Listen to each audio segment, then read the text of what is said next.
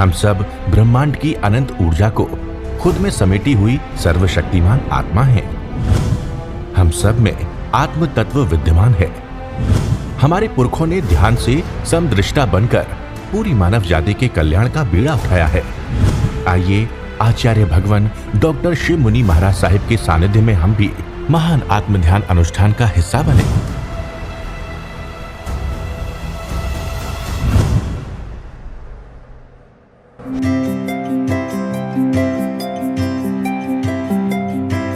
शासनपति भगवान महावीर, इनका धर्म शासन, धर्म संग, धर्म तीर्थ में हम सब धर्म का अमृत पान कर रहे हैं। उस प्रभु की साधना को, प्रभु के ज्ञान को, प्रभु की मैत्री को, प्रभु की करुणा को अनंत अनंत नमन प्रार्थना कृतज्ञता के बाद प्रभु सिद्ध बुद्ध और मुक्त हो गए हैं, परंतु उनकी वाणी आज भी पूरे विश्व में शांति, समता, मैत्री, करुणा प्रदान कर रही है। और जो उसके प्रभु के बताए हुए मार्ग पर हम चलें तो मोक्ष भी दूर नहीं, मोक्ष भी प्राप्त हो सकता है।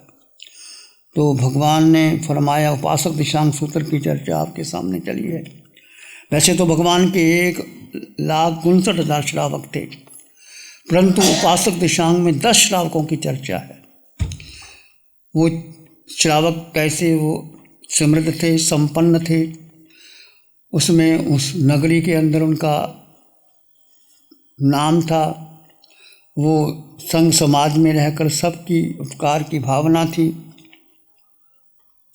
और उनको स्वर्ग भी आए, भगवान का एक प्रवचन सुना और आकर के भगवान ने 2 धर्म बताए कि एक साधु का धर्म, एक श्रावक का धर्म।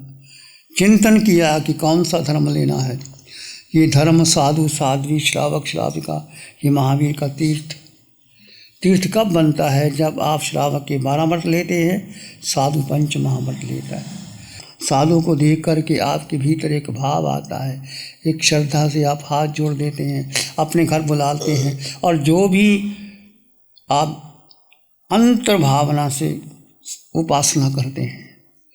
ऐसे ही श्रावक अम्मा पीरों की भूमिका कही है, जहाँ साधु और श्रावक एक माता पिता की भूमिका बताई है। कई जगह श्रावक ऊंचे हैं, कई जगह साधु ऊंचे हैं। साधु और श्रावक ये एक जोड़ी है, फूल और डाली। फूल डाली पर लगा है और फूल ऊपर होता है, डाली नीचे होती है। डाली ये नहीं कहती कि मैंने फूल को उठाया है, कि मैंने फूल के ऊपर कोई उपकार किया है। शोभा फूल की कब होती है? जब डाली के साथ फूल होता है और फूल वो खिलता है, फूल की सुगंध होती है, सब फूल को चाहते हैं, डाली नीचे रहती है। पर दोनों का संबंध साधु और श्रावक का, संघ समाज का एक फूल और डाली का संबंध है। श्रावक डाली की भांति होती है और साधु फूल की भांति होती है। दोनों का एक बार परस्पर उपकरो जीवाना, इसका सहयोग चलता है। साधु श्रावक को ऊंचा उठाते हैं, श्रावक साधु को ऊंचा उठाते हैं। दोनों ही भगवान के उपासक हैं और दोनों ही मोक्ष जा सकते हैं। जहाँ 10 श्रावकों का वर्णन किया है कि उन्होंने श्रावक वृत्ति लेते हुए, इतनी समृद्धि लेते हुए, किसी के पास 12 करोड़ की संपत्ति, 18 करोड़ की संपत्ति, 24 करोड़ की संपत्ति, 40,000 गायें, 60,000 गायें, 80,000 गायें और 500 उनके पास हल थे, कितनी वो खेती होती थी। पर उन्होंने भगवान के सामने आकर के एक प्रवचन सुना और श्रावक बन गए। 12 व्रत ले लिए। घर आए, घर आके अपनी पत्नी को बोला, आनंद ने शिवानंदा को, जाओ भगवान, मैं भगवान के पास गया, भगवान की वाणी सुनी, मैंने व्रत ले लिए, आप भी जाओ तो ले सकते हो। पत्नी बहुत प्रसन्न हुई, आनंदित हुई, पुलकित हुई, रोमांचित हुई। अपने रथ पे बैठ कर के, उस ज़माने में रथ होते थे, बग्गियाँ होती थी, सेवक होते थे, उनको लेके जाते थे। वो भगवान के पास गई, भगवान ने वाणी सुनी, भगवान ने 12 व्रत दिए, सोम देवान पिया, वो भी घर आ गई। ऐसे ही आज हम चर्चा करेंगे कुंडकौलक की देव की। कुंडकौलक कौन था? ये गोशालक मत को मानता है। देव ने कुंडकौलक श्रावक थे भगवान के, सत्य के उपासक थे और वो समैक में बैठे थे। जब आप समैक में बैठते हैं तो अपने वस्त्र, अपने अंगूठी, अपने उपकरण अलग कर देते हो। तो देव ने देखा, उसने 3 बातें कही। उसने उसके वस्त्र उठा लिए। क्यों उठाए? देखने के लिए कि इसमें कितनी आसक्ति है कि नहीं। कुंडकौलक शांत होकर बैठा रहा, किसी ने कुछ नहीं कहा। ठीक, जो होगा देखा जाएगा। दूसरी बात, वो टेस्ट करना चाहता था कि धर्म के प्रति कितनी आस्था है कि नहीं। तीसरी बात, वो चाहता था विवाद करना कि वो धर्म में कितना दृढ़ है या मैं धर्म अपने अनुकूल उसको कर लूँगा। परंतु सत्य के उपासक को मृत्यु के और दुख को गले लगाने की एक तत्पर रहना चाहिए। अधिक से अधिक क्या होगा? प्राण चले जाएंगे। प्राण तो मेरा है ही नहीं, शरीर मेरा नहीं, मैं तो आत्मा हूँ। जो यदि आप आत्मा पर भरोसा करते हैं तो कोई फर्क नहीं पड़ता। कामदेव पर नंगी तलवार लेकर के नाम आता है देव कि तेरे पुत्रों को मैं टुकड़े कर दूंगा, सब समाप्त कर दूंगा। परंतु कामदेव घबराया नहीं। उसको कहा, कामदेव तेरे शरीर के टुकड़े शरीर को काट सकती है पर आत्मा को काट नहीं सकती। वो जो वचन थे कामदेव के आवश्यक सूत्र में आते हैं, इनमेव निगंथं पावेनं सत्यं अनुत्तरं केवलियं परिपन्नं नियं संशुद्धं सलगुत्तनं सिद्धिमगं मुक्तिमगं निजानमगं निवानमगं। भगवान का मार्ग सिद्धि का है, मुक्ति का है, निर्वाण का है, सत्य का मार्ग है। तू मुझे गिरा नहीं सकता। कोशिश की, नहीं गिरा। ऐसे ही जब देव ने वस्त्र उठा लिए और उठा करके वो देखता है, कुंडकौलक शांत है, कुछ नहीं कहता। कुंडकौलक सिर्फ विद्वान भी नहीं, ज्ञानी भी है और चरित्रवान भी है। दर्शन, ज्ञान, चरित्र उसके जीवन में है। सम्यक दर्शन ज्ञान चरित्राणि मोक्ष मार्ग। ज्ञानी केवल सत्य के स्वरूप को जानता है। पुण्य पाप आश्रय संपद नजरा क्या है, कर्म क्या है, कर्म का फल क्या है, सब ये ज्ञानी जानता है। तो आगे वो कितना आत्मा में स्थित है, आगे चर्चा चलती है कि देव कहने लगे, कुंडकौलक तू यहाँ क्यों बैठा है? यहाँ बैठने का फायदा क्या? निठल्ला बैठा है, छोड़ इसको और तू जा। महावीर का धर्म तो बहुत कठिन है, बहुत कष्टदायक है, दुखदायक है। बहुत दुख प्राप्त करने के बाद कुछ प्राप्त होता है और तू बोल रहा है। फिर बोला कि महावीर का धर्म छोड़ करके तू गोशालक के धर्म में आता। गोशाली का धर्म क्या है? नियतिवाद, आजीविका, कि कुछ करने की जरूरत नहीं, नियति से जो होगा हो जाएगा। भक्ति सूत्र के 15वें शतक में गोशाली के जीवन का वर्णन किया गया है। गोशालक 6 वर्ष तक भगवान महावीर के शिष्य के रूप में साथ रहा, चरणों में रहा, भगवान से बहुत कुछ सीखा।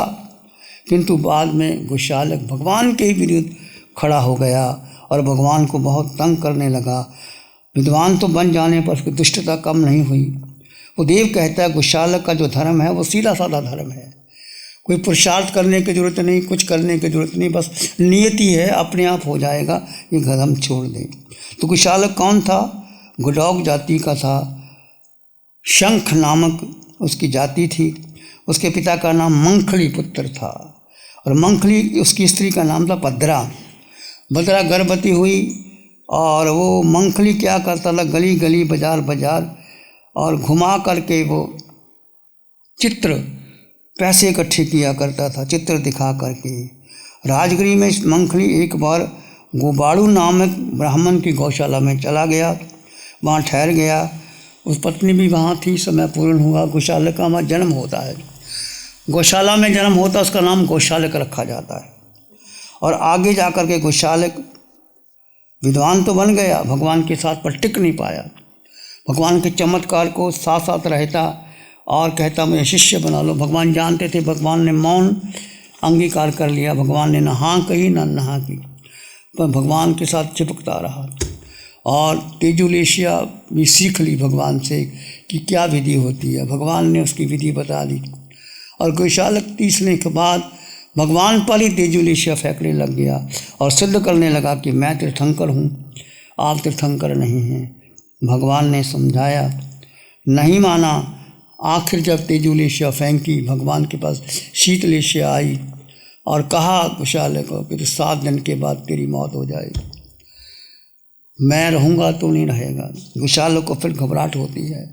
फिर वो अपने उस समय में, भगवान महावीर के समय में कैसे चमत्कार का ज़माना था। भगवान के 1,59,000 श्रावक और गोशालक के कितने 11 लाख के ऊपर श्रावक। कितना बोलबाला था, कैसा वो आचार्य था, कैसा वो नीतिवाद को मानता था। उसने सब कुछ कहने के बाद भगवान महावीर ने कुछ नहीं कहा और अंत में गोशालक को जब ऐसा पता लगा, अपनी निंदा की, आलोचना की और अपने संघ के प्रमुख लोगों को बुला करके कहा कि मेरी गोशालक, मैं गलत हूँ, महावीर की ठीक है, महावीर का मार्ग सत्य है। ऐसा करना, जब मैं जाऊँ तो मेरी रस्सी से बांध करके चारों ओर घुमा देना, पाँव बांध देना रस्सी से और थूकना और कह देना गोशालक झूठा है, महावीर सत्य है। पर लोगों को अपना मोह होता है परंपरा का, उन्होंने ऐसा नहीं किया। उन्होंने कमरे में बंद करके गोशालक को ऐसे कह दिया, पर लोगों को बताया नहीं। पर गोशालक ने आलोचना कर ली थी। आलोचना करके वो देवलोक में गया। बहुत लंबा समय के बाद वो जाएगा। बहुत दुख की दिया भगवान को। उसने जगह जगह आगे जाता था, वस्त्र या कुछ उपकरण ले जाता था, घर में रख देता था कि देखो ये चोर है, इसने चुराए हैं। जहाँ भिक्षा होनी, भगवान को भिक्षा नहीं मिलती थी। बहुत बहुत कष्ट दिए। भगवान कितने शांत, मौन, जो होता है देखते रहते, अपनी साधना में लीन थे। देव द्वारा शंका उत्पन्न कारण किया गया। फिर उसने पूछा कि तू मुझे कहता है कि महावीर का धर्म नहीं है, वो ठीक है, तो तुम कहते हो कि कुछ करने की जरूरत नहीं। कुंडकौलक ने प्रश्न किया कि तुम कहते हो कुछ करने की जरूरत नहीं, तो देव कैसे बना? सब देव क्यों नहीं बन गए? तू देव बना, बाकी देव क्यों नहीं बन गए? क्या तूने पुरुषार्थ नहीं किया? क्या तुमने साधना नहीं की? अब ऐसा उत्तर अकाट्य, उसके पास कोई जवाब नहीं था। तू देवता बना तो बता कैसे बन गया? देवता बनने की साधना नहीं की।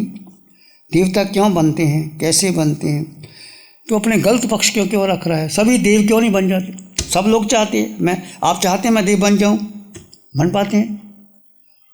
देव गति के 4 कारण है, मनुष्य गति के 4 कारण है, नरक गति के 4 कारण है।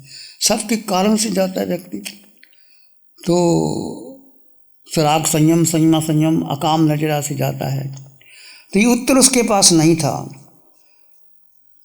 वो उत्तर नहीं दे पाया। तुम कहते हो कि नियति, केवल नियति नहीं, 5 समाएं इकट्ठी होती है। नीति अकेली काम नहीं करती, पुरुषार्थ भी काम करता है। नियति, पुरुषार्थ, कर्म, स्थिति, स्वभाव, नियति, काल, पुरुषार्थ और भाग्य, 5 समवाय इकट्ठे होते हैं तो मिलकर के किसी कार्य की सिद्धि होती है। व्यक्ति का स्वभाव कैसे है? नियति, काल, पुरुषार्थ और भाग्य। ये बातें कही, अब देव निरंतर हो गया। कहने लगे केवल नियति काम नहीं करती, 5 समवाय जो भगवान का साधना। तू बता देव कैसे बन गया? तूने कोई पुरुषार्थ नहीं किया, देव बन गया, तो बाकी देव क्यों नहीं बने? अब देव के पास इस बात का उत्तर नहीं था। वो निरंतर हो गया। निरंतर होने के बाद कि तुमने कोई साधना पुण्य की नहीं की, तूने कोई देवगति नहीं चाहा। अब वो मान गया उसकी बात को। उसके पास उत्तर नहीं थे। उसने उसके भगवान जो कुंडकौलक के वस्त्र थे जो उनका चिन्ह था या मुद्रा वगैरह ला करके वापस दे दिए। कुंडकौल को प्रसन्नता नहीं हुई कि मेरे कपड़े वापस आ गए। वह अपनी शांत समाधि में बैठा रहा। देव चला गया, कुंडकौल अपनी समाधि में था। फिर भगवान का पदार्पण हुआ उसी नगरी के अंदर। भगवान महावीर का पदार्पण होता है तो कुंडकौल को पता चलता है कि मेरे आराध्य भगवान पधारे हैं, चलो मैं दर्शन करने जाता हूँ। जब वो कुंडकौल वहाँ गए भगवान के सम्मुख में, तो दूर देख करके भगवान ने कुंडकौल की प्रशंसा की। प्रशंसा क्यों की? कुंडकौल क्या तो जानता है, जब तुम समायक में बैठे थे कोई देव आया और आपके वस्त्र चुरा के ले गया। फिर उसने आजीविका के बारे में बोला कि आजीवक मत को अंगीकार कर लो, गोशालक मत को अंगीकार कर लो, और तुमने देव को अकाट्य उत्तर दिया। क्या बात सत्य है? कुंडकौलक ने कहा, प्रभु आपने जो फरमाया सत्य है। मैं समायक में बैठा था, देव आया, मेरे वस्त्र ले गया, मैंने कुछ नहीं कहा। देव ने मुझे कहा कि तुम मंखली पुत्र कुशालक का मत, आजीविका मत अंगीकार कर लो। मैंने कहा नहीं, महावीर का धर्म सत्य है, उसमें 5 समवाय से काम चलता है। नीति, कर्म, पुरुषार्थ सब पुरुषार्थ से काम होता है। फिर भगवान महावीर ने कहा, देखो, मुनियों को बुला करके कहा, देखो ये कुंडकौल श्रावक है, साधु नहीं है, परंतु धर्म पर कितना दृढ़ था। कैसे अकाट्य उत्तर दिया भगवान को। भगवान कहते हैं, मुनियों तुम भी सीखो कैसे धर्म में दृढ़ रहना चाहिए, और जब कोई ऐसा उपसर्ग आता है तो उपसर्ग को कैसे शांत करना और कैसे धर्म में स्थित रहना। तो भगवान महावीर ने मुनियों के सामने किसकी प्रशंसा की? कुंडकौलक की प्रशंसा की कि ऐसा श्रावक जो धर्म में दृढ़ है, देव के द्वारा अकाट्य उत्तर दिया गया और अपने धर्म को स्वीकार कर लिया। धर्म की प्रशंसा होनी चाहिए, धन की नहीं। लोग धन की प्रशंसा करते हैं, जिसके पास बहुत धन है लोग उसको इज्जत देते हैं, मान दे, आओ जी साहब, बैठो जी साहब, ये करो सब। भगवान धर्म की बात करते हैं कि धर्म की प्रशंसा होनी चाहिए। तो यदि आप सच्चे श्रावक हैं, यदि हम साधु हैं, तो धर्म के मार्ग पर चलना चाहिए। तो धर्म के मार्ग पर चलता है वही आगे बढ़ता है। इसके आगे फिर चर्चा आएगी। नमो अरिहंतानंग, नमो सिद्धानंग, नमो आर्यानंग, नमो उज्जायनंग, नमो लोय सब सावनंग, धम्मो मंगल मुकिठम अहिंसा संयम तव, देवावित्तं नमं संति जस धम्मे श्यामन, श्री चत्तारी मंगलम अरहंता मंगलम, सिद्धा मंगलम साहु मंगलम, केवली पाणत्तो धम्मो मंगलम, चत्तारी लोगोत्तम अरहंता लोगोत्तम, सिद्धा लोगोत्तम साहु लोगोत्तम, केवली पाणत्तो धम्मो लोगोत्तम, चत्तारी शरणं पवज्जामि, अरहन्ते शरणं पवज्जामि, सिद्धे शरणं पवज्जामि, साहु शरणं पवज्जामि, केवली पाणत्तं धम्मं शरणं पवज्जामि।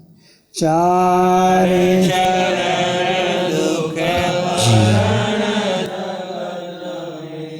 और न शरण कोई,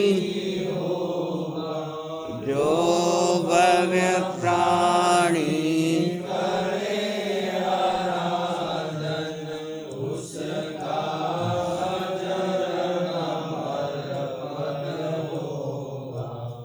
उसका सदा ही मंगल होगा। पिछले 60 सालों से केजीओसी ग्रुप अपने 4 ब्रांड कोहे, कंगारू, म्यूनिक्स और माइल्स के माध्यम से हाई पोजीशन प्रोडक्शन के द्वारा दुनिया में जाने माने लार्जेस्ट मैन्युफैक्चरर्स में से एक है। जैसे staplers, staple remover, paper punch, gun tacker, app tool, geometric tools, stitch wire और किचन में यूज होने वाले प्रोडक्शन से दुनिया के लगभग हर देश में उपलब्ध है। ये प्रोग्राम केजीओसी ग्रुप के सौजन्य से प्रस्तुत है।